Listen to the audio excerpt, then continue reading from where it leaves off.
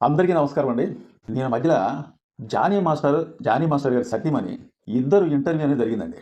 అసలు ఆ ఇంటర్వ్యూ చూస్తా ఉంటే ఎవ్వరికీ గూడా కన్నీళ్ళనేది చెమ్మగిలక మానండి.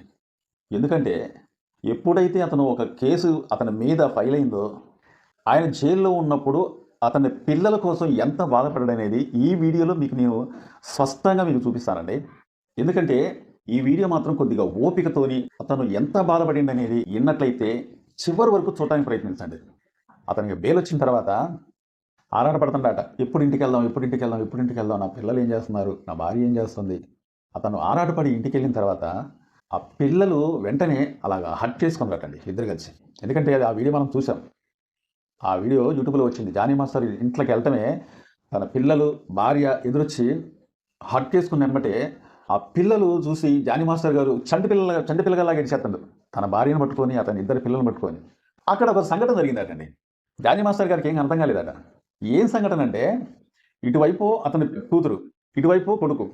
ఇట్లాగా వాటేసుకున్న తర్వాత వాళ్ళని చానా రోజులైతుందిగా చూడకని చెప్పి, వాళ్ళని చూస్తూ, గమనిస్తూ వాళ్ళు ఎంత బాధపడుతున్నారో అని చెప్పేసి జానీ మాస్టర్ ఆ పిల్లల వైపు చూస్తున్నాడట. ఏడుస్తున్నాడట. కానీ జానీ మాస్టర్ గారికి అర్థం కానిదేంటంటే ఆ టైంలో ఒకవైపు ఉన్న తన కొడుకు బోరున ఏడుస్తున్నాడట. కన్నీళ్లు కారిపోతున్నాయట. ఆ అబ్బాయిని చూస్తామంటే జానీ మాస్టర్ గారు కూడా కన్నీళ్ళు ఆగట్లేదట, ఏడ్చేస్తున్నాడట. కానీ ఇటువైపు ఉన్న కూతురు మాత్రం నవ్వుతుందట.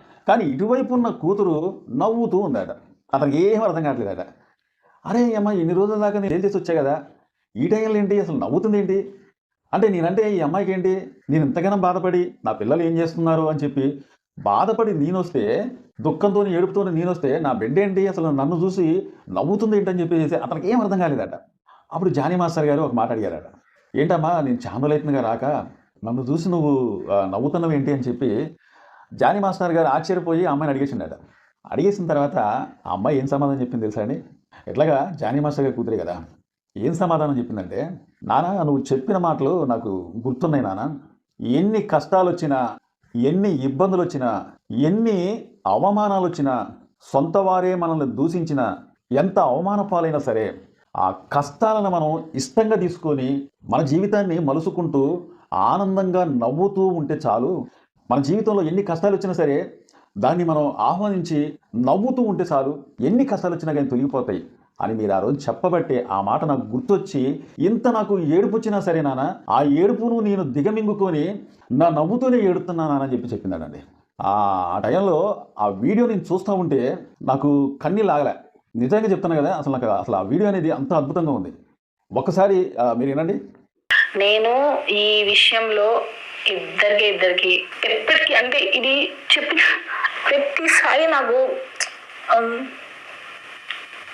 చాలా కంట్రోల్ చేసుకుంటా. ఈ విషయం మాత్రం ఇద్దరికి థ్యాంక్స్. నా పిల్లలకి, పాప బాబు, వీళ్ళిద్దరికి నేను లైఫ్లో నేను రుణపడి ఉంటాను.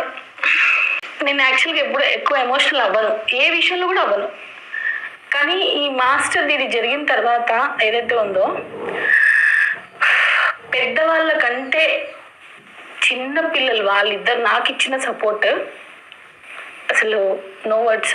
నిజంగా అవమానాలు సాంగ్ వెళ్తే సాంగ్ దొరకనప్పుడు, అంటే నేను ఇప్పుడు ఏ రోజు ఎదిగేటప్పుడు నేను బాధపడలా. అంటే దాన్ని విన్నింగ్ స్టెప్స్ అనుకున్నాను. అంతే, విన్నింగ్ స్టెప్స్. కష్టపడుతున్నాను, ఇబ్బంది పడుతున్నాను ఎప్పుడు తీసుకోలేదు ఈ 20 సంవత్సరాల్లో. సో అలాగా బాగా కష్టపడటం. ఒక 100 రూపాయలు వచ్చింది అనుకోండి, 30 రూపాయలు ఇంటికి తీసుకుని వెళ్తా, 70 రూపాయలు బయట ఇస్తా.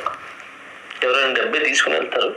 నాకు తెలిసి ఆ విషయం విన్నారు కానీ ఆ భార్యాభర్తలు తన పిల్లల గురించి చెప్తూ ఉంటే ఏ మనిషికైనా సరే వాళ్ళ పడ్డ కష్టాలనేవి అంతా ఇంత కాదనిపిస్తుంది. జానీ మాస్టర్ గారు ఒక గొప్ప మాట ఏం చెప్పిండంటే, ఆ రోజున అతను షూటింగ్ చేసేటప్పుడు అతనికి ఏదన్నా పాటలు వచ్చినప్పుడు కంపోజింగ్ చేయమని చెప్పి అతను కొంతవరకు కాంట్రాక్ట్ ఉంటుంది.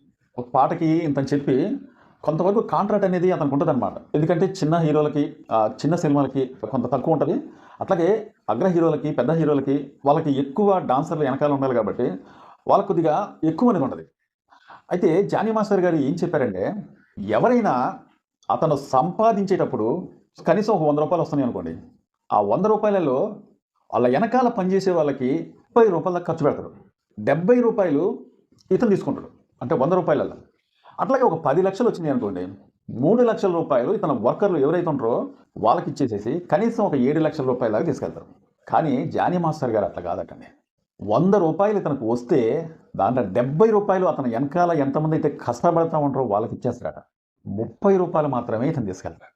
ఎందుకంటే నేను ఎంత కష్టపడి ఈ స్థాయికి వచ్చాను కాబట్టి నా వెనకాల ఎంతమంది అయితే నాతో పాటు పనిచేస్తున్నారో డాన్సర్లు వాళ్ళు కూడా నాకులాగా కష్టపడి పైకొద్దామని చెప్పి వాళ్ళు ప్రయత్నిస్తూ ఉంటారు.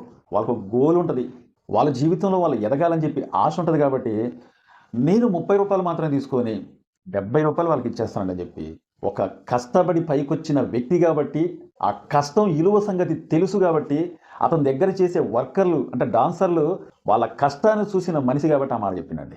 నాకైతే మాత్రం జానీ మాస్టర్ గారి గురించి నిజంగా అసలు ఆ వీడియో చూస్తూ ఉంటే ఆయన ఫ్యాన్ అయిపోయారు. అంత బాగా అనిపించింది. అతని భార్య గురించి చెప్పాలనుకుంటే ఒకసారి మనం అతను జైల్లో ఉన్నప్పుడు కొన్నాళ్ళ పాటు అతను జైల్లో ఉన్నప్పుడు ఆమె పోరాటం చూస్తూ ఉంటే అంటే నా భర్త సంగతి నాకు తెలుసు, అతను అసంటి వాడు కాదు, అతన్ని గిట్టగా ఈ విధంగా చేశారు కాబట్టి అతను మంచివాడు, అతని వాడు కాదని చెప్పి ఆమె బయటుండి పోరాడింది చూశారండి. నాకు ఆమె గురించి ఒకటే గుర్తొచ్చిందండి. మనం చరిత్రలో విన్నాం, భర్త ప్రాణాలు తీసుకొని వెళ్ళిపోయే టైంలో యమధర్మరాజు వచ్చి అతని యమపాశం వేసి అతని ప్రాణాలు తీసుకొని వెళ్ళిపోయేటప్పుడు మన చరిత్రలో అయిన మాట అప్పుడున్న భార్యలు యముడితోని కూడా కొట్లాడేవాళ్ళు. నువ్వు ఎందుకు వచ్చి నా భర్త ప్రాణం తీసుకెళ్ళిపోతున్నావు, అతను ఏం తప్పు చేసిందని చెప్పి నా భర్త ప్రాణాలు తీసుకెళ్ళిపోతామని చెప్పి యముడితోని పోరాడి మనం చాలా కథలు విన్నాం, సినిమాలలో కూడా చూసాం. భర్త ప్రాణాలు తీసుకెళ్ళిపోతూ ఉంటే యమధర్మరాజు వెంటపడి ఆ భర్త ప్రాణాలు కూడా తీసుకొచ్చుకున్న కథలు మనం విన్నాం ఇంతకుముందు. అదేవిధంగా జానీ మాస్టర్ గారి గురించి అతని భార్య ఎంత పోరాడిందన్న సంగతి మనకు తెలుసు. కానీ నాకైతే మాత్రం చాలా బాగా నచ్చిందండి ఆ వీడియో. అయితే మాత్రం ఆ కుటుంబ సభ్యులు నాకు చాలా బాగా నచ్చారు. ఎందుకంటే ఒకళ్ళ మీద ఒకళ్ళకున్న ప్రేమ సంటది, పిల్లల మీద, భార్య మీద భర్తకి, భర్త మీద భార్యకి, ఈ కుటుంబ సభ్యులందరి మీద ఒకళ్ళ మీద ఒకళ్ళకున్నంత ప్రేమ నాకు చాలా బాగా నచ్చిందండి. సో ఇదండి జానీ మాస్టర్ గారి గురించి ఏం చెప్పాలో నేను చూసింది స్పష్టంగా మీకు చెప్పానని అనుకుంటున్నాను. మీరందరూ కూడా నాకు సపోర్ట్ చేయండి. ప్రతి ఒక్కరు కూడా సబ్స్క్రైబ్ చేసుకుంటే చాలు, మా వీడియో చూసిన ప్రతి ఒక్కరు కూడా మంచి వీడియోలు తేవడానికి అవకాశం అనేది ఉంటుంది. మీకోసం నేను ఎప్పుడు కూడా మంచి వీడియోలు చేయడానికే ప్రయత్నిస్తూ ఉంటా. ఈ వీడియోపై ముఖ్యంగా మీరు కామెంట్ చేయండి, లైక్ చేయండి, అలాగే షేర్ చేయండి. ముఖ్యంగా ఎవరైతే సబ్స్క్రైబ్ చేసుకోకుండా చూస్తున్నారో వాళ్ళు కూడా సబ్స్క్రైబ్ చేసుకొని చూడండి. ఎందుకంటే నేను పెట్టిన వీడియో కూడా ప్రతి ఒక్కరు కూడా మీకు నోటిఫికేషన్ వస్తూ ఉంటుంది. మా వీడియో కోసం ఎదురు చూడండి. ఇట్లా మంచి వీడియోలు చేయడానికి ప్రయత్నిస్తూ ఉంటా. నమస్తే.